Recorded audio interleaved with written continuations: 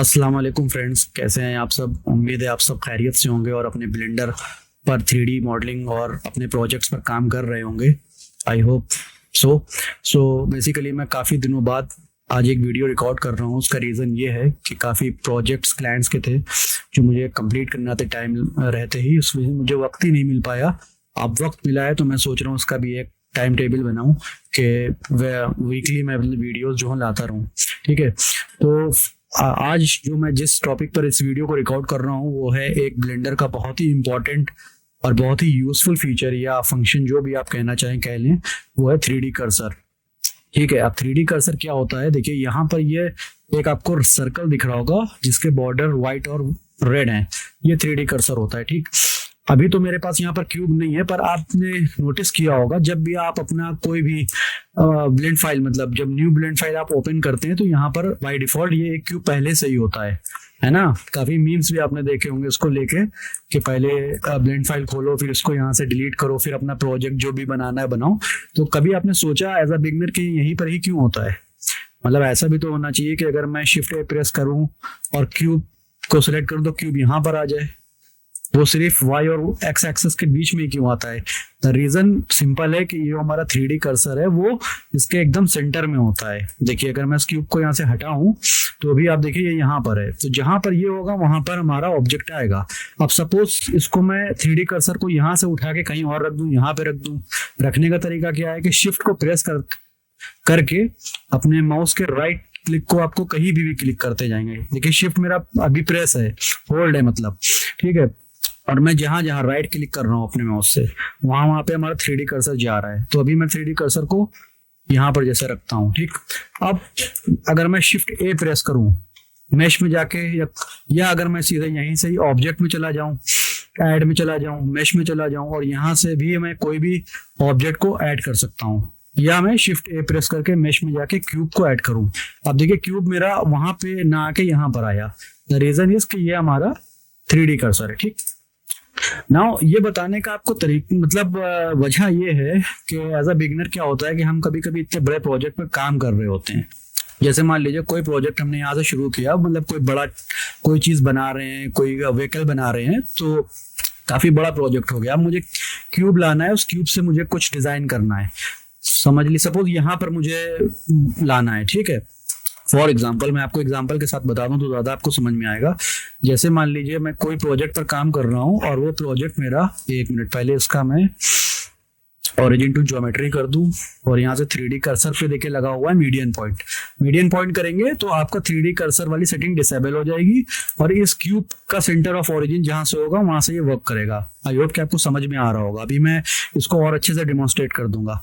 ठीक है, तो जैसे कि मान लीजिए आप कोई प्रोजेक्ट पर काम कर रहे हैं और वो आपका प्रोजेक्ट ये है, और मैं उसको बड़ा करके थोड़ा सा पीछे कर लेता हूं।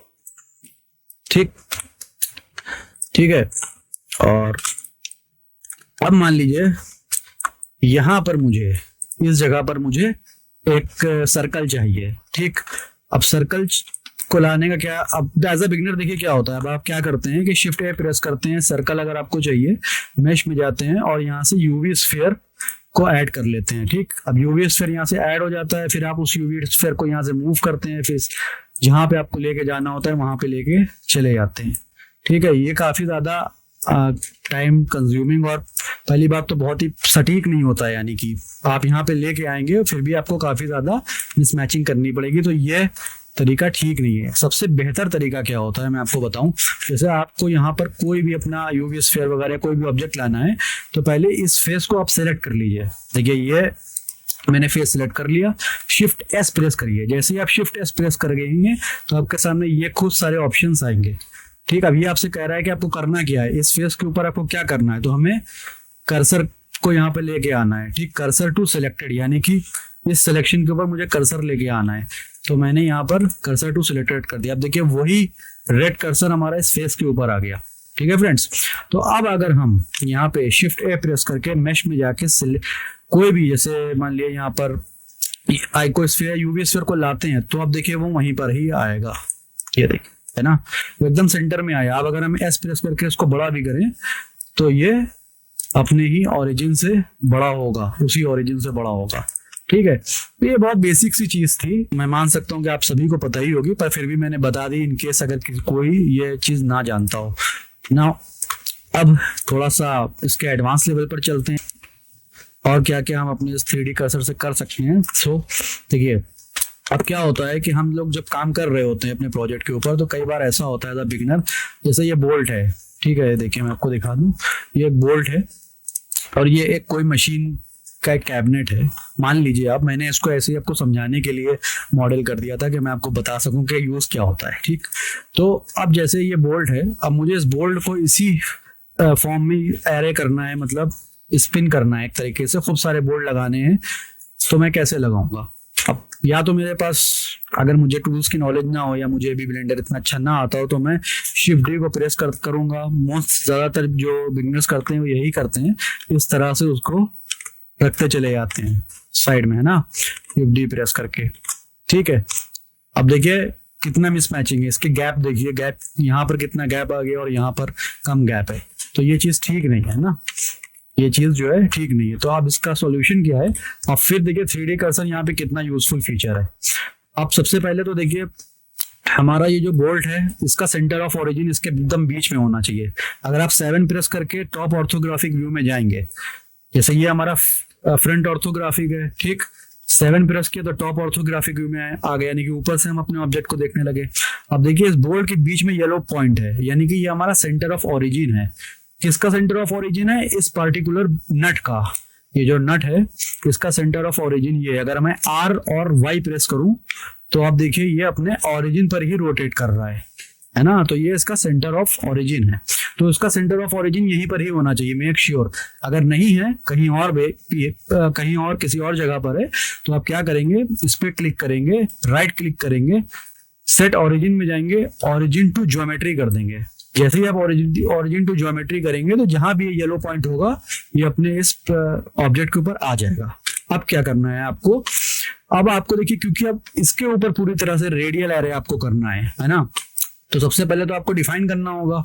अब डिफाइन करने के लिए फिर वही कि इस वाले मशीन के इस कैबिनेट को मैं सिलेक्ट करूंगा, इसका फेस जो है ये वाला, इसको मैं सिलेक्ट करूंगा, शिफ्ट एस प्रेस करूंगा, कर्सर टू सिलेक्टेड। अब ये देखिए कर्सर जो है हमारा वो यहाँ पर आ चुका है, ठीक है, कर्सर एकदम इसके बीच में आ चुका है। अब हमें अपने इस नट का जो ओरिजिन है, उस ओरिजिन को किस पर डालना है, 3D कर्सर पर। तो आप इस बोर्ड को, नट को सिलेक्ट करेंगे, इसको सिलेक्ट करने के बाद राइट क्लिक करेंगे, सेट ओरिजिन में जाएंगे, ओरिजिन में जाने के बाद ओरिजिन टू 3D कर्सर, यानी कि इसका अभी ये वाइट येलो पॉइंट था वो यहाँ पर था, अब यहाँ से उठ के वो कहाँ चला गया, अपने 3D कर्सर के ओरिजिन पे चला गया। तो अब अगर हम R प्रेस करेंगे और घुमाएं तो आप देखिए कि हमारा जो बोल्ट है वो अपने इसी एक्सिस के ऊपर रोटेट कर रहा है। सो अब अगर हम एडिट मोड में जाएंगे और टॉप ऑर्थोग्राफिक व्यू में जाके एडिट मोड में जाएं, ए प्रेस करके इस पूरे को सिलेक्ट करें, ऑल्ट ई प्रेस करें और नीचे आ जाएं स्पिन में। जैसे ही आप स्पिन पे क्लिक करेंगे तो देखिए आपको ये रेडियल बना के दे देगा। मेक श्योर कि आप यहाँ से यूज डुप्लीकेट्स पे क्लिक कर दें ताकि हमें इसके डुप्लीकेट्स मिल जाएं। और यहाँ से आप देखिए, आप यहाँ से स्टेप्स भी डिफाइन कर सकते हैं कि आपको कितने स्टेप्स चाहिए, जैसे 15 या जो भी जितने भी स्टेप्स चाहिए आप यहाँ से इजिली डिफाइन कर सकते हैं। ठीक है फ्रेंड्स, तो ये एक बहुत ही कमाल की चीज़ है, बहुत ही इंपॉर्टेंट चीज़ है। अगर आपको बहुत ही प्रिसीजन यूज करना है तो आप 3D कर्सर की मदद से अपने ऑब्जेक्ट को रोटेट कर सकते हैं अपने किसी भी सरफेस के ऊपर। और मेक श्योर कि जो एक बोल्ट मैंने यहाँ से किया था डुप्लीकेट हो गया है, तो जी से इसको साइड मिला के डिलीट कर देंगे, सॉरी पी नहीं, डिलीट बटन पे क्लिक करके इसको डिलीट कर देंगे। ठीक, तो अब हमारे पास देखिए ये बोल्ट प्रॉपरली यहाँ पर सेट हो चुका है। तो आई होप कि ये भी आपको क्लियर हो गया होगा, मैंने जो भी कुछ आपको बताया। नाउ अब देखिए यहाँ पर हमारे पास ये एक ऑब्जेक्ट है, ठीक, ये एक ऑब्जेक्ट है। अब हमें इस ऑब्जेक्ट को यहाँ पर इस वाले होल में भी लाना है। तो जैसे कि मैंने आपसे कहा था कि किसी भी चीज को प्रॉपरली डुप्लीकेट करने के दो तरीके होते हैं, या तो मिरर मॉडिफायर से आप कर सकते हैं, पर मिरर मॉडिफायर जो होता है उससे बेहतर मुझे वो उसकी भी यूज अपनी जगह पर है, पर इस तरह की चीजों को यूज करने के लिए आप 3D कर्सर का भी यूज कर सकते हैं। अब वो कैसे करना होगा, जैसे सिंपली है, वो भी एकदम बहुत आसान है। हमारा 3D कर्सर ऑलरेडी जैसे कि अभी यहाँ पर है, सेंटर में है, इस पूरे ऑब्जेक्ट के सेंटर में है। हमने इस ऑब्जेक्ट को अपने सिलेक्ट किया, ठीक, शिफ्ट डी करके डुप्लीकेट कर लिया और राइट क्लिक से वहीं छोड़ दिया। अब ये डुप्लीकेट हो गया है पर वो वहीं पर ही है, ठीक, ये देखिए राइट क्लिक से कर लिया। अब एस एक्स यानी कि एक्स एक्सिस पर -1 जैसे ही हम प्रेस करेंगे, सॉरी एक गलती ये हो गई यहाँ पर मुझसे कि मैंने यहाँ से ये 3D कर्सर अभी मीडियन पॉइंट पर है, आपको ये करने के लिए 3D कर्सर पर लाना होगा, ठीक। अब आप चूंकि ये डुप्लीकेट ऑलरेडी है तो एस एक्स -1 जैसे ही करेंगे तो देखिए ये यहाँ से उठ के यहाँ पर आ जाएगा, ठीक। तो ये भी एक बहुत ही यूजफुल चीज है। अगर आप मॉडलिंग यूज करते हैं, आपको हर कोई चीज मैनुअल करने की जरूरत नहीं है, उसमें सब आप ऐसे ही कर सकते हैं, ठीक। तो ये भी एक काफी इंपॉर्टेंट है। नेक्स्ट जो हमारा बहुत ही इंपॉर्टेंट इसका यूज है वो ये है कि जैसे बहुत कभी कभी हम ऐसी चीजों पर वर्क कर रहे होते हैं जो थोड़ी स्लैंटेड होती हैं और हमारे ऑब्जेक्ट को उन्हीं स्लैंटेड पोजीशन के ऊपर ही चलना होता है।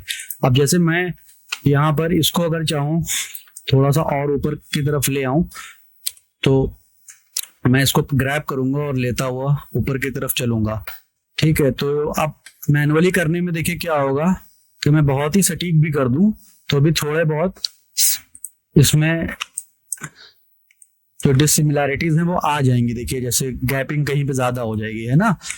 तो इस चीज को करने का सबसे अच्छा तरीका भी मैं आपको बता देता हूँ वो क्या है। देखिए अब ये जो हमारा ऑब्जेक्ट है ये यहाँ से शूट हुआ है सीधे, मतलब इस स्लैंटेड इस पोजीशन में।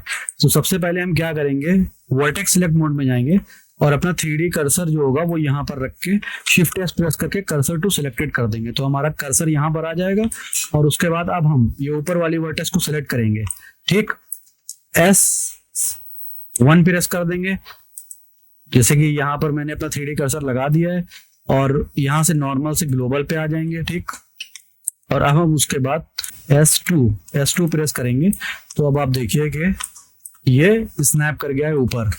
इसी तरह से हम पीछे वाले पे आएंगे, shift S cursor to selected करेंगे, यहाँ से इसको भी ऊपर वाली वर्टेक्स को पकड़ेंगे, S2 प्रेस करके इसको भी ऊपर ले जाएंगे और यही सेम प्रोसेस हम इसके राइट साइड पर भी अप्लाई करेंगे।